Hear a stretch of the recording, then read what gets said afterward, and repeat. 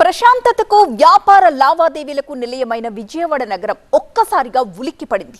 అంతర్జాతీయ ఉగ్రవాద సంస్థలు తమ నెట్వర్క్ ని విస్తరించడానికి బెజవాడని కూడా సెలెక్ట్ చేసుకుంటున్నారు అన్న నమ్మశక్యం కాని నిజం వెలుగులోకి వచ్చింది. విజయవాడ వించిపేటలో మొదలైన ఈ సోదాల ప్రకంపనలు ఇప్పుడు దేశవ్యాప్తంగా సంచలనం రేపుతున్నాయి.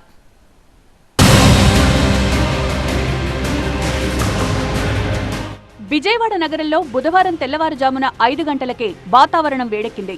ఎవరికీ అనుమానం రాకుండా భారీ భద్రత నడుమ రంగంలో దిగిన ఎన్ఐఏ అధికారులు వించిపేట ప్రాంతంలోని కొందరు ఇళ్లు, వారు నివసించిన స్థావరాలపై ఏకకాలంలో దాడులు చేశారు.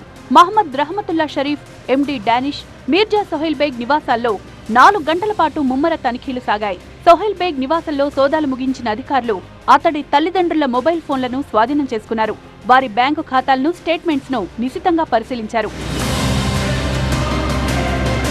అసలు ప్రశాంతమైన విజయవాడకు ఈ టెర్రర్ లింకులు ఎలా వచ్చాయి? ఈ ఏడాది మార్చి నెలలో విజయవాడ 2 టౌన్ పోలీసులు ప్రధాన నిందితుడు రహమతుల్లా ఇంట్లో జరిపిన సాధారణ తనిఖీలే ఈ భారీ కుట్రను బట్టబయలు చేశాయి.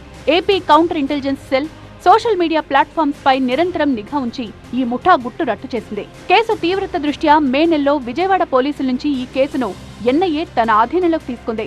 గతంలో అరెస్టైన నిందితుల డిజిటల్ డివైజ్ల టెక్నికల్ అనాలిసిస్, కాల్ డేటా ఆధారంగానే ఈ రోజు దేశవ్యాప్త దాడులు జరిగాయి. దర్యాప్తులో తేలిన విషయాలు చూసి దర్యాప్తు సంస్థలే ముక్కున వేలేసుకుంటున్నాయి. నిందితులు విదేశీ హ్యాండ్లర్ అల్ హకీం షుకూర్ సారథ్యంలో అల్ మాలిక్ ఇస్లామిక్ యూత్ అనే గ్రూపుగా ఏర్పడ్డారు. భారతదేశాన్ని అస్థిరపరిచేలా ప్రజాస్వామ్యబద్ధంగా ఎన్నికైన ప్రభుత్వాన్ని పడగొట్టి ఇక్కడ ఇస్లామిక్ స్టేట్ స్థాపించడమే వీరి టార్గెట్. ఇందుకోసం ఇన్స్టాగ్రామ్, టెలిగ్రామ్ వేదికలుగా పాకిస్తానీయులతో కలిసి రహస్య గ్రూపులు క్రియేట్ చేశారు.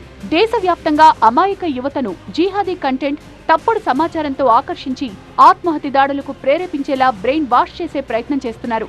భారత్ కు వ్యతిరేకంగా ఐసిస్, అల్ ఖైదా జిహాదీ భావజాలాలను వ్యాప్తి చేస్తోంది ఈ ముఠా.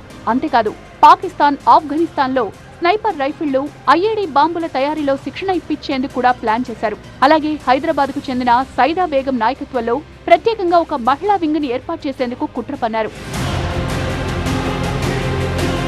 ఈ భారీ కుట్రకు సంబంధించి ఎన్ఐఏ ఇప్పటి వరకు 11 మంది నిందితులతో పాటు ఒక మైనర్ ను అరెస్ట్ చేసింది. ఇందులో విజయవాడకు చెందిన రహమతుల్లా, డానిష్, సోహైళ్లతో పాటు హైదరాబాద్ కు చెందిన సైదా బేగం, కర్ణాటక బళ్ళారికి చెందిన అబ్దుల్ సలాం ఉన్నారు. ప్రస్తుతం వీరిపై ఉపా చట్టంతో పాటు బిఎన్ఎస్, ఐటీ యాక్ట్ కింద కేసులు నమోదు చేశారు. దేశ సార్వభౌమత్వానికి భంగం కలిగించే ఈ భారీ కుట్ర వెనుకున్న మిగతా నిందితుల కోసం వేట కొనసాగిస్తోంది ఎన్ఐఏ. ఇక దేశవ్యాప్తంగా జరిగిన సోదాల్లో భారీ మొబైల్స్, ల్యాప్టాప్లు, డిజిటల్ పరికరాలను అధికారులు స్వాధీనం చేసుకున్నారు. ఏపీ, తెలంగాణ, కర్ణాటక, మహారాష్ట్ర, ఉత్తరప్రదేశ్, పశ్చిమ బెంగాల్, బీహార్, రాజస్థాన్, గుజరాత్, ఢిల్లీ లాంటి 10 రాష్ట్రాల్లోని 20 ప్రాంతాల్లో ఈ దాడులు కొనసాగాయి.